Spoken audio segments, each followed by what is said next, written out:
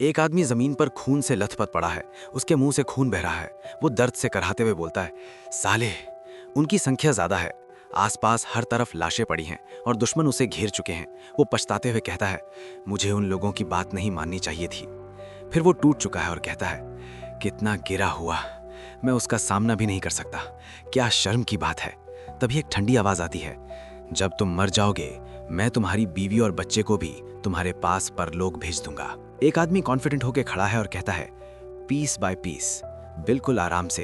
तभी एक बंदा गुस्से में चीखता है और हमला करता है, लेकिन एक ही पल में जोर का झटका लगता है और वो पीछे उछलकर गिर जाता है। सब लोग हैरान रह जाते हैं और वो आदमी पूछता है, कौन है वहां? तभी महल का बड़ा दरवाजा टूटकर खुल जाता है। धुआं छा जाता है और उस धुएं से एक शख्स धीरे धीरे बाहर आता है। उसकी आंखों में ठंडी मारने वाली शांति होती है और वो कहता है, मैं हूं जो तुम्हें सीधा नरक भेजने आया हूं। एक आदमी गुस्से में कहता है, तुम्हें आने में इतना टाइम क्यों लग गया? तभी वो दूसरे बंदे की तरफ देखता है जो शांत खड़ा है और कहता है, लो, एक हीलिंग टैलिस्मन, इसे यूज करो। वो आदमी हैरान होकर कहता है, क्या तुम सीरियस हो?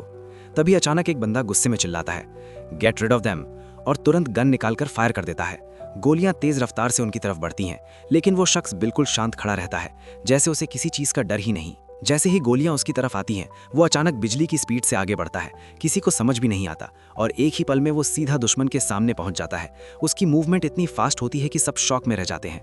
एक आदमी घबराकर कहता है, ये क्या, इतनी स्पीड कैसे? तब तक वो शख्स अपनी पावर से सबको पीछे ढकेल देता है और पूरा हॉल हिल जाता है। दुश्मन डर के मारे पीछे हटने लगते हैं और वो लीडर घबराकर कहता है, भागो, कोई तो बचाओ। वो आदमी भागते हुए समझ जाता है कि ये डील का हिस्सा नहीं था और घबराकर कहता है, ये सब गलत हो गया, ये लोग मेरे परिवार को भी नहीं छोड़ेंगे। वो सीधा डोर की तरफ भागता है और चिल्लाता है, जल्दी दरवाजा खोलो। फिर वो पैनिक में पासवर्ड डालने लगता है, लेकिन हाथ कांपते रहते हैं और वो गुस्से में बोलता है, साला खुल क्यों नहीं रहा? तभी अचानक पीछे से एक आदमी आता है और उसे जोर से पंच मार देता है। वो गिरते गिरते कहता है, शांत हो जाओ, तुमने कहा था ना वो आदमी तुम्हें सपोर्ट कर रहा है। वो डर के मारे टूट जाता है और कहता है, ठीक है, मैं सब बता देता हूँ। जिसने मुझे ऑर्डर दिया था वो है लॉर्ड एमा। और चीख कर कहता है, एमा फैमिली मेरे पीछे खड़ी है। तभी सामने खड़ा शख्स ठंडी आवाज में पूछता है, एमा कौन है वो? फिर धीरे से कहता है, अगर ऐसा है तो मैं तुम्हें सही तरह से तड़पाऊंगा। वो आदमी घबराकर जल्दी जल्दी बोलता है, तुम्हें नहीं पता एमा फैमिली कितनी पावरफुल है। मैं उनकी बेटी से शादी करने वाला हूं, तुम उनसे पंगा नहीं ले सकते।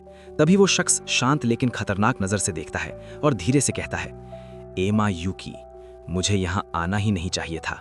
वो आदमी घबराकर कहता है, क्या ये सब ट्रैप था? क्या तुम लोगों ने पहले से सब प्लान किया था? फिर खुद ही बोलता है, नहीं, ऐसा कुछ नहीं हो सकता। फिर सिचुएशन समझकर कहता है, लगता है हम लोग यहाँ जिंदा नहीं बचेंगे। तभी वो एमा फैमिली का नाम लेता है और बताता है कि वो लोग सबसे स्ट्रॉन्ग फाइटर्स और जॉब होल्डर्स हैं। फिर शौक में पूछता है, क्या तुम भी कल्टिवेटर हो? फिर तुरंत टोन बदलकर कहता है, मुझे छोड़ दो, मैं तुम्हारी मदद कर सकता हूँ। मैं जल्दी एमा फैमिली में शादी करने वाला हूँ, तुम्हें रिवॉर्ड मिलेगा। तभी सामने खड़ा शख्स हल्का सा मुस्कुराकर कहता है, तुम बहुत बोलते हो। और आखिर में ठंडी आवाज में कहता है, यही तुम्हारी सबसे बड़ी गलती है।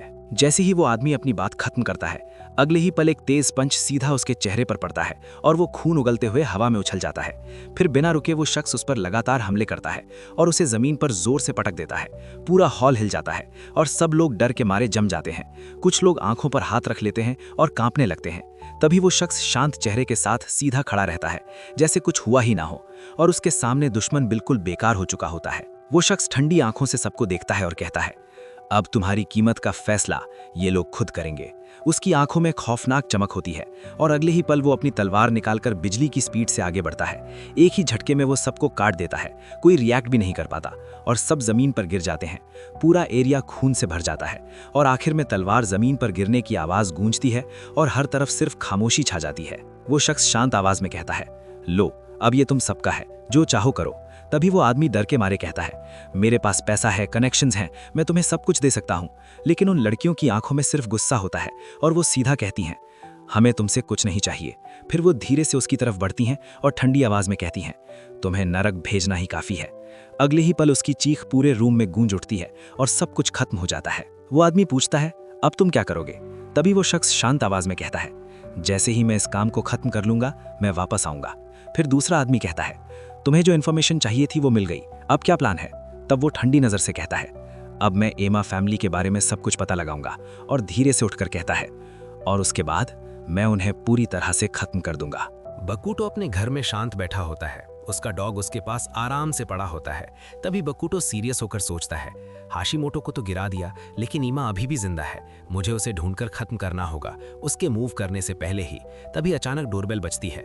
बकूटो रुककर सोचता है, इतनी रात को कौन हो सकता है, और धीरे धीरे दरवाजे की तरफ बढ़ता है। दरवाजा खुलता है और सामने एक आदमी खड़ा होता है। वो कहता है, मैं प्रेसिडेंट की तरफ से आया हूँ, और बकूटो को एक पार्सल देता है। फिर कहता है, उनका मैसेज है कि वो जल्दी ही वापस आएंगे।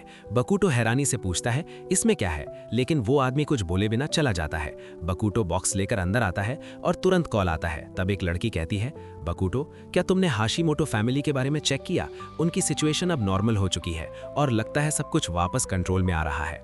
बकूटो एनवेलप खोलता है और उसमें एक गोल्ड कॉइन देखता है। तब फोन पर लड़की कहती है, ऑफ कोर्स, अगर तुम प्रेसिडेंट से मिलना चाहते हो तो ये उनका इनविटेशन है, और एक स्पेशल कॉइन भी है जो तुम्हें डायरेक्ट उनके पास ले जाएगा। फिर वो आगे कहती है, और लगता है तुम्हारी एक्स फियांसे भी वहां होगी। तब बकूटो थोड़ा रुककर पूछता है, तुम्हें कैसे पता? तब वो हल्की सी मुस्कुराकर कहती है, बस समझ लो, मुझे सब पता है। और कॉल कट हो जाता है। बकूटो चुपचाप खड़ा रह जाता है। एक बड़े रॉयल इवेंट में सब लोग इकट्ठा हुए होते हैं, जहां बकूटो भी एंट्री लेता है। लोग बात कर रहे होते हैं कि ईमा ग्रुप के साथ एशन ग्रुप भी आया है, और दोनों ही प्रैक्टिकली इस पूरे शहर को कंट्रोल करते हैं। तभी किसी की नज़र बकूटो पर पड़ती है और कहता है, तुम एक पावरफुल फैमिली में पैदा हुए थे, फिर भी इतने एवरेज निकले। फिर एक लड़की मुस्कुराकर कहती है, हर कोई अपनी वैल्यू प्रूव करने के लिए कनेक्शंस बनाता है, और धीरे से बोलती है, लगता है आज रात कुछ इंटरेस्टिंग होने वाला है। इवेंट के बीच सबकी नज़र एक पावरफुल और एलिगेंट वुमन पर पड़ती है। लोग कहते हैं, ये है होशिकावा फैमिली की हेड, और उनके साथ खड़ी है अमातन यूकी, जो अमनोगावा की प्रिंसेस है। लोग हैरान होकर कहते हैं, क्या ये वही लड़की है जो हमेशा सिंपल रहती थी? आज वो बिल्कुल अलग लग रही है। तभी बकूटो दूर से उन्हें शांत नज़र से देखता है और पूरा माहौल एकदम सीरियस हो जाता है, जैसे कोई बड़ा खेल शुरू होने वाला हो। लोग चुपके से बात करते हैं कि वो लड़की एक कल्टीवेटर है और उसकी पावर आम लोगों से कहीं ज़्यादा है, और सबसे बड़ी बात, वो अपनी ऑरा भी हाइड नहीं कर रही, मतलब उसका कॉन्फिडेंस नेक्स्ट लेवल का है। फिर वो लोग कहते हैं, अभी वो बस नॉर्मल बिहेव कर रही है, लेकिन बाद में कुछ बड़ा होने वाला है। तभी बकूटो के पास आकर एक लड़की मुस्कुराकर कहती है, तुम आज काफ़ी हैंडसम लग रहे हो। और आगे कहती है, लगता है होशिकावा फैमिली धीरे धीरे रिकवर कर रही है, और माहौल में एक अजीब सी टेंशन बढ़ने लगती है। बकूटो एक गिफ्ट बॉक्स आगे बढ़ाता है और कहता है, मैंने तुम्हारे लिए होशिकावा लिली से कुछ लाया है। जैसे ही बॉक्स खुलता है, अंदर एक खूबसूरत फ्लावर पीस दिखता है। सब लोग हैरान रह जाते हैं और कहते हैं, ये लेटेस्ट वर्जन है, और पूरे हॉल में इसकी खुशबू फैल जाती है। लोग इंप्रेस होकर कहते हैं, इतना परफेक्ट क्राफ्ट्समैनशिप और इतनी बड़ी स्किल मैंने पहले कभी नहीं देखी, ये सच में नेक्स्ट लेवल है। और सबकी नज़र बकूटो पर टिक जाती है। एक लड़की बकूटो का हाथ पकड़कर सबको इंट्रोड्यूस करती है और कहती है, ये है मेरा पार्टनर यामोरी बकूटो। सब लोग हैरान हो जाते हैं और उसका नाम सुनकर शॉक हो जाते हैं। तभी एक वुमन मुस्कुराकर कहती है, तुम वही हो ना जिसे मैंने बचपन में देखा था, अब तुम काफी बदल गए हो। फिर वो कहती है, तुम जानते हो यामोरी फैमिली कितनी पावरफुल है? तुम्हें पता है तुम क्या छोड़ रहे हो? तभी सामने खड़ी लड़की धीरे से कहती है, आंटी, इतनी बड़ी स्किल होने के बाद भी आप ऐसी बातें कर रही हैं? फिर वो वुमन ठंडी आवाज में कहती है, अगर तुम ऑलरेडी एक जीनियस हो तो अपनी वैल्यू खुद प्रूव करो। वो वुमन सीरियस होकर कहती है, इतनी छोटी उम्र में इतनी मास्टरी हासिल करना आम बात नहीं है, और कहती है, पूरे कॉन्टिनेंट में ऐसे लोग बहुत कम होते हैं। फिर वो शक भरी नज़र से बकूटो को देखकर पूछती है, क्या तुमने ये सब खुद सीखा है या तुम्हारे पीछे कोई मास्टर है? बकूटो कुछ देर चुप रहता है, उसकी आंखों में ठंडी चमक आती है और धीरे से कहता है, मास्टर? फिर सीधा उसकी तरफ देखकर बोलता है, मेरी जिंदगी में कभी कोई मास्टर था ही नहीं। एक आदमी आगे बढ़कर कहता है, लगता है तुम्हें इस बारे में कुछ नहीं पता। फिर वो हंसता हुआ बोलता है, ओ माय, सही टाइमिंग पर आए हो, और सीधा विश करता है, नाना हैप्पी बर्थडे। सब लोग उसकी तरफ देखने लगते हैं और हल्की सी फुसफुस शुरू हो जाती है। लोग कहते हैं, क्या तुम्हें पता नहीं ये कौन है? ये है क्यूडो यामोरी। तब वो मुस्कुराकर कहता है, तुम भी आ गए बकूटो। तब एक औरत हैरानी से उसका नाम लेती है और माहौल एकदम सीरियस हो जाता है। बकूटो ठंडी नजर से देखता है और धीरे से कहता है, तो ये बात है। वो आदमी मुस्कुराकर कहता है, ऑफ कोर्स, मैं कैसे मिस करता नाना का बर्थडे। फिर वो कैजुअली बोलता है, वैसे भी कुछ टाइम पहले मैं बकूटो को जानता भी नहीं था। तब वो आगे बढ़कर पूछता है, और ये कौन है जो तुम्हारे साथ आया है? तब एक वुमन इंट्रोड्यूस करती है, यह है मेरा पार्टनर यामोरी बकूटो। फिर वो हल्का सा मुस्कुराकर कहता है, समझ गया, और धीरे से अपना नाम बताता है, मैं हूँ ईमा जो, ईमा फैमिली का लीडर।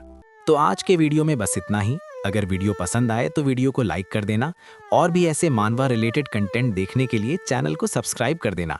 और नेक्स्ट पार्ट 1 से 2 दिन में अपलोड कर दूंगा, तो मिलते हैं जल्दी ही।